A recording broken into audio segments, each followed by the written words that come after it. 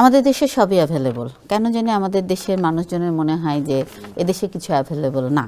Actually এই দেশে সবই অ্যাভেলেবল, কিন্তু সবাই চায় ঘরের কাছে।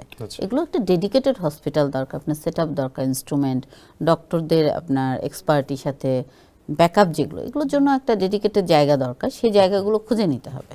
সব জায়গায় এটা হবে না, সব জায়গায় সেটা হিউজ একটা বাজেটের ইস্যু, হসপিটালের সেটআপের ইস্যু আছে। আচ্ছা, আপনি সার্জারির কথা উল্লেখ করেছেন, চিকিৎসার ক্ষেত্রে একটা পার্ট। এই সার্জারি আসলে আপনারা কাদেরকে সাজেস্ট করেন এবং সার্জারির মাধ্যমে সেটা পুরোপুরি নিরাময় করা সম্ভব হয় কিনা? অ্যাকচুয়ালি ক্যান্সার চিকিৎসাটা, ব্রেস্ট ক্যান্সারের চিকিৎসা সার্জারি মেন পার্ট। আচ্ছা, তার মানে এই না যে কেমো রেডিও লাগবে না। প্রথমে আমার ক্যান্সারটা সরাতে হবে, দেন সিস্টেমিক সার্কুলেটিং টিউমার সেল বডির মধ্যে যে ঘুরে ঘুরে বেড়ায় সেটাকে মারার জন্য কেমোথেরাপি। আচ্ছা, এবং সেটাও বললাম তো যে খুব ছোট থাকলে আমরা দিই না, বাট যদি হয় তাহলে দিতে হবে। দ্বিতীয় কথা হচ্ছে লোকালি কোনো সেল যদি রয়ে যায় কিনা, এই জন্য রেডিওথেরাপি।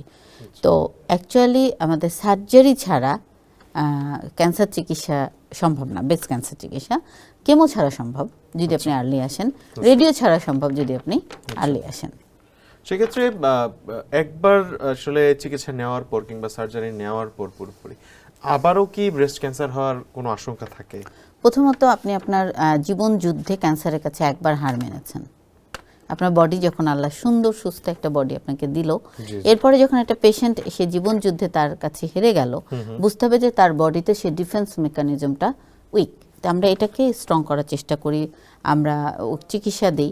সুতরাং একটা ফেরত আসার চান্স থাকেই। আর যেই রুগীটা লেটে প্রেজেন্ট করে তার ক্যান্সার ফেরত আসার চান্সটা অনেক থাকে। কিন্তু যে রুগীটা শুরুতে করে তাহলে সে তার ক্যান্সার ফেরত আসার চান্সও কিন্তু কম থাকে। তো এই জন্য আমরা বলি যে না, ফেরত আসার চান্স তো আসলে আপনার যত, বিশেষ করে আরও কিছু আছে প্যারামিটার, যেমন ধরেন অ্যাগ্রেসিভ কিছু ক্যান্সার আছে, তাদের ফেরত আসার চান্সটা অনেক বেশি থাকে। কিছু লো ভিরুলেন্ট বা লেস অ্যাগ্রেসিভ কিছু ক্যান্সার আছে যেগুলো হয়তো বা চিকিৎসা করলে ফেরত আসার চান্স কম থাকে।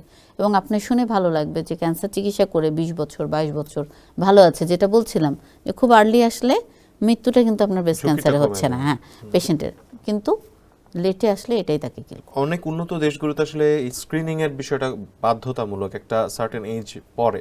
আসলে এই বিষয়টাও কি বাংলাদেশে স্তন ক্যান্সারের রোগী বৃদ্ধি পাওয়ার অন্যতম কারণ কিনা? অ্যাকচুয়ালি বাধ্যতামূলক ওনারা করতে পেরেছেন ওনাদের একটা সিস্টেমের মধ্যে। আমাদের দেশে তো আমরা কাউকেই কিছু ট্রাফিক আইন বলেন, ট্যাক্স বলেন, কোথাও আমরা আসলে বাধ্য করতে পারি না। এখন নারীরা যদি বা পুরুষরা যদি তার পরিবারের প্রতি সচেতন হয় তবে এটা সম্ভব। এবং উল্লেখ্য যে আমরা অনেক সময় শিক্ষা এবং পভার্টিকে আমরা দায়ী করি, অনেক সময় লজ্জাকেও দায়ী করছি, একটু আগে আমিও বললাম। কিন্তু যেই নারীটা প্রতিদিন মানে সে হচ্ছে অফিসে কর্পোরেট জব করছে, অফিসে যাচ্ছে, ইনকাম করছে, সেই নারীটাও কিন্তু তার চেক আপ করাচ্ছে না। তার মানে শিক্ষিত, তার হাতে ক্ষমতা আছে, সে অ্যাভেল করতে পারে, কিন্তু সে যাচ্ছে না শুধুমাত্র তার সচেতনতার অভাবে। এটা কোনো পভার্টি না। ইভেন আমাদের ডক্টর, ইভেন আমাদের অনেক শিক্ষিত হায়ার এডুকেটেড, অনেক আর্থিক সঙ্গতির পরেও তারা লেট স্টেজে ক্যান্সার ধরা পড়ছে, কারণ তারা হচ্ছে নিজের ব্যাপারে সচেতন না।